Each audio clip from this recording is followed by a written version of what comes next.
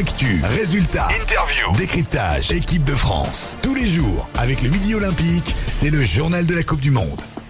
Bonjour à tous, ravi de vous retrouver comme tous les jours dans le Chant du Coq. 7e épisode aujourd'hui, le journal du mondial de Midi Olympique. Programme riche encore aujourd'hui pour ce 3e jour de match. Au sommaire, on va bien sûr recueillir les dernières nouvelles de nos Bleus avec notre envoyé spécial et faire un point avant de commencer à basculer sur la préparation du match face à l'Uruguay jeudi. Retour bien évidemment sur les résultats des 4 matchs d'hier avec les cartons italiens, irlandais et australiens et sur le coup de force anglais. L'humeur du directeur adjoint de la rédaction de Midi Olympique et bien sûr toutes les clés pour profiter des affiches du jour avec 2 matchs, vous allez voir, à très forts enjeux sportifs. C'est le Chant du Coq et on commence bien sûr comme toujours avec le son du jour.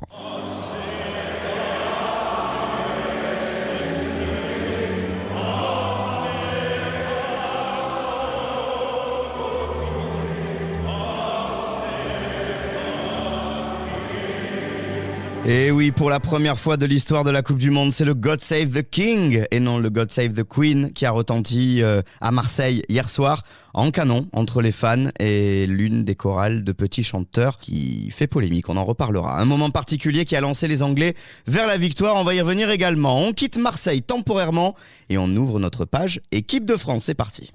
Le Chant du Coq, analyse, interview, reportage, toute l'actu de l'équipe de France. Et il est avec nous, le correspondant au plus près du 15 de France, Arnaud Beurdelet. Salut Arnaud. Salut Thomas, bonjour à tous. Arnaud, après l'enthousiasme de la victoire inaugurale du 15 de France vendredi soir contre les All Blacks, il fallait être dans une caverne pour ne pas être au courant. La mauvaise nouvelle est tombée malheureusement, le talonneur toulousain Julien Marchand sera absent entre 4 et 5 semaines. Une info Midi Olympique, Rugbyrama. Un vrai coup dur pour les Bleus, Arnaud. Ouais, Julien Marchand, c'est un cadre du vestiaire. Voilà ce qu'a perdu en fait le 15 de France pour 4 à 5 semaines. C'est une grosse déchirure pour Julien Marchand, un joueur qui va donc faire défaut aux Bleus durant cette période. C'est un nouveau joueur toulousain aussi qui tombe après Cyril Baille et Romain Ntamak. Et puis c'est aussi, après Jonathan Danty, un atout en moins puisque c'est un joueur qui a cette particularité, cette spécificité finalement de ralentir les ballons et qui est précieux dans le jeu courant. Un joueur plutôt rare et puis on le disait, un joueur qui compte dans la vie du groupe. C'est donc un coup dur pour les Bleus. Pour l'heure, il n'est pas forfait pour la suite de la compétition. On ne va pas agir dans la précipitation, a dit Laurent Labitte, l'entraîneur de l'attaque du 15 de France. Movaca et Pierre Bourgarit sont donc les 2 derniers talonneurs de métier qui sont dans ce groupe France. Et puis, Laurent Labitte, lors du débrief d'après-match, hier, a laissé entendre que Sipili Falatea ou encore Cyril Balle, qui sera bientôt de retour de blessure, pourraient dépanner éventuellement à ce poste. Il faut dire, même si ça paraît un peu loufoque, que les 2 prochains rendez-vous contre l'Uruguay ou la Namibie ne devraient pas être des obstacles insurmontables, au contraire pour le 15 de France. Ça laisse donc finalement un peu de temps au staff pour s'organiser et pallier à cette blessure de Julien Marchand. Ouais, on garde son calme du côté du staff du 15 de France. Arnaud, évidemment, tu étais au Stade de France vendredi soir. Tu as vécu cette ambiance absolument électrique. C'est pas moi qui le dis, c'est le capitaine des Blacks de cette rencontre. On a le sentiment que l'engouement populaire pour cette équipe est en passe de franchir un cap, si ce n'est déjà fait. Toi qui vis au plus près des Bleus, est-ce que tu le ressens? Est-ce que tu sens qu'il s'est passé quelque chose d'encore plus fort depuis vendredi soir? Alors Thomas, d'abord je vais vous donner un chiffre. 15,4 millions de téléspectateurs étaient devant TF1 un vendredi soir pour assister à la victoire des Bleus. C'est un chiffre colossal. Il y avait 40 000 personnes à la Concorde pour le village rugby, 40 000 également à Toulouse, pareil à Marseille. C'est tout un pays qui pousse derrière les Bleus de Galtier. Même les footballeurs de l'équipe de France, Mbappé, Giroud, Griezmann et une grande partie de la sélection qui avait battu l'Irlande la veille au Parc des Princes, ils étaient tous au Stade de France pour soutenir la bande à Dupont. Et puis, comme le disait Xavier Garbajosa, toujours dans sa chronique du Middle vendredi, toute cette ferveur populaire, c'est de l'énergie pour les joueurs. Les joueurs le disent, le ressentent. Et dans une interview à paraître lundi, notre consultant, Emmanuel Arinordeki, l'assure. Les Bleus ont fait une grande partie du boulot avec cette victoire et ils sont en passe d'emmener tout un pays derrière eux.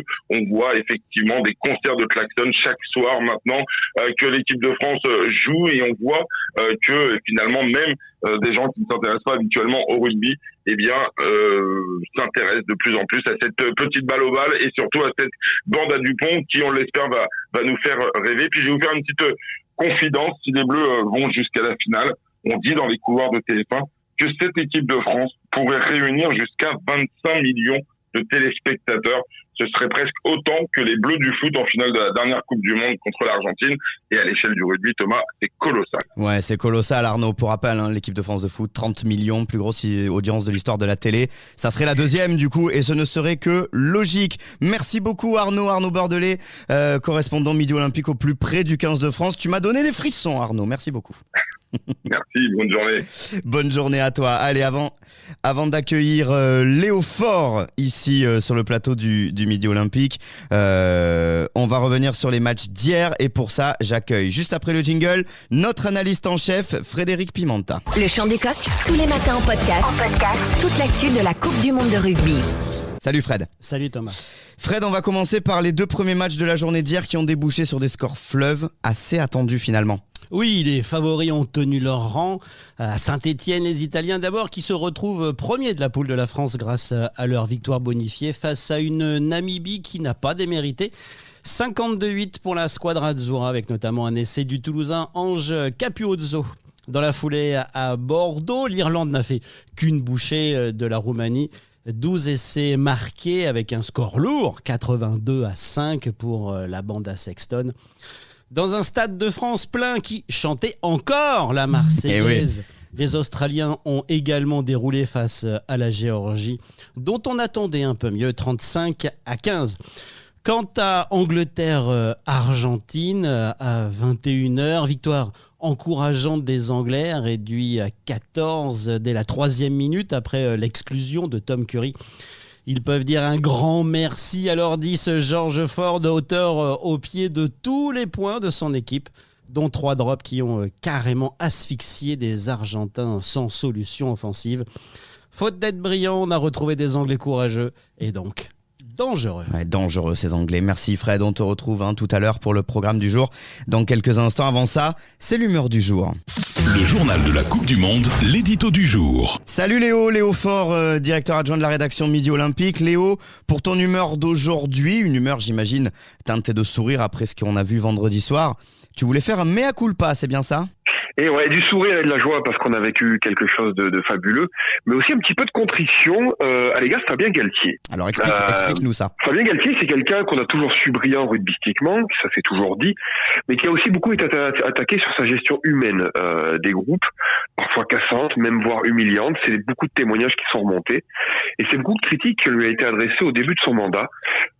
Pour l'anecdote, j'ai le souvenir qu'on l'avait rencontré, on avait eu l'honneur de sa première interview à sa prise de fonction avec Midi Olympique, et j'en faisais partie, et puis forcément, dans la conversation, était venu ce moment de l'interroger sur sa gestion des hommes.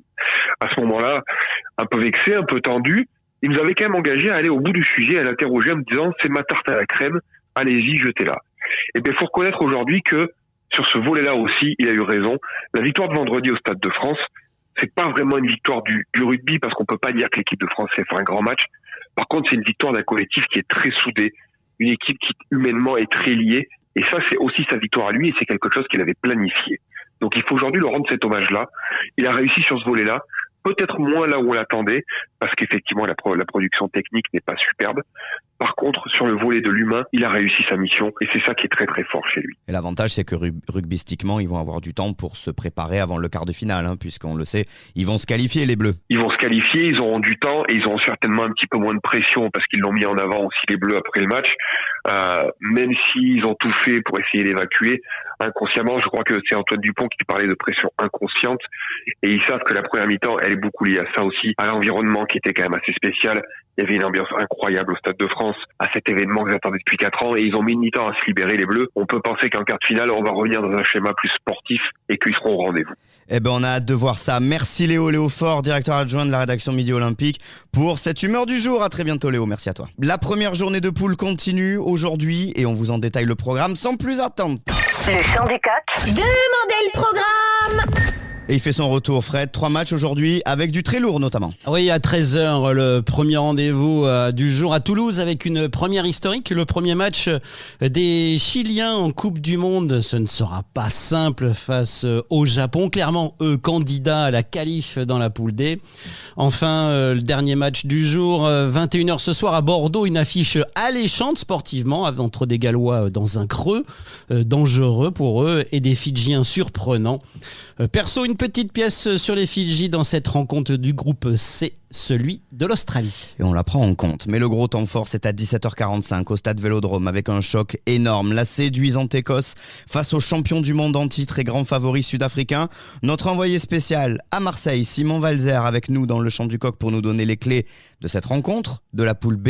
Poule qui croisera, on le rappelle, avec celle de la France, avec des Springboks en favoris, Simon. Clairement, les Sud-Africains font figure de favoris. Ils font même, pour tout te dire, Thomas, ils font figure de favoris pour le titre après l'incroyable exploit qu'ils ont réussi il y a 2 semaines à Londres en vainquant les Néo-Zélandais sur le score sans appel de 35-7. Ils ont infligé aux All Blacks la plus lourde défaite de toute leur histoire. Ils ont pris leur revanche par rapport à la défaite qu'ils avaient concédée un mois plus tôt dans le cadre du Rugby Championship. Les Sud-Africains ont vraiment frappé un grand coup et maintenant tout le monde attend vraiment leur entrée en lice pour ce match qui va se faire quand même face à une belle équipe d'Écosse avec notamment plusieurs, et ça c'est le petit clin d'œil de l'histoire, avec notamment plusieurs joueurs sud-africains dans les rangs écossais. Quelles sont les clés de ce match-là ? Qui va gagner cette opposition de style ? Il y a quelques années en arrière, il y a quelques mois en arrière, j'aurais dit que ça aurait été une opposition de style vraiment radicale parce que l'Afrique du Sud, c'est un rouleau compresseur. Ça l'était en 2019 où vraiment ils ont remporté la compétition grâce à un pack absolument dominant, une occupation, un jeu au pied, un jeu assez limité. Mais depuis, l'équipe d'Afrique du Sud a pas mal changé. Ils peuvent plus compter sur leur demi d'ouverture André Pollard qui est blessé. Ils ont changé, donc c'est Mani Libok, et ce changement de jeu ainsi que le changement de sélectionneur avec Jacques Nienaber, l'assistant de Rassi Erasmus qui est devenu le sélectionneur, on fait que l'Afrique du Sud joue beaucoup plus qu'avant, tu vois. Elle est, je dirais pas encore virevoltante, mais en tout cas elle joue beaucoup plus, elle est capable d'envoyer beaucoup plus de jeux, et dans le même temps l'Écosse au contraire c'est un petit peu durci, elle a notamment durci son pack avec des joueurs, comme je le disais, sud-africains. Elle pratique un jeu un petit peu plus rugueux. Après, pour en revenir à ta question, la clé du match, à mon avis, ce sera la possession de balle. Donc, si les Sud-Africains arrivent à monopoliser le ballon, je pense qu'ils pourront mettre, avec leur puissance, sous pression les Écossais. Cette Afrique du Sud, voilà, elle fait peur et elle a toutes les chances, sauf accident, de terminer première de sa poule avec l'Irlande qui devrait pas être très loin. Voilà, ce sont vraiment les 2 favoris. Merci Simon Valzer, envoyé spécial Midi Olympique à Marseille donc pour l'entrée en scène des redoutables Springboks. C'est la fin de ce Chant du Coq. N'oubliez pas de vous abonner sur les réseaux sociaux et sur votre plateforme de streaming préférée. Nous on se retrouve demain dès 8h30 comme tous les jours. Actu, résultats, interviews, décryptage, équipe de France. Tous les jours, avec le Midi Olympique, c'est le journal de la Coupe du Monde.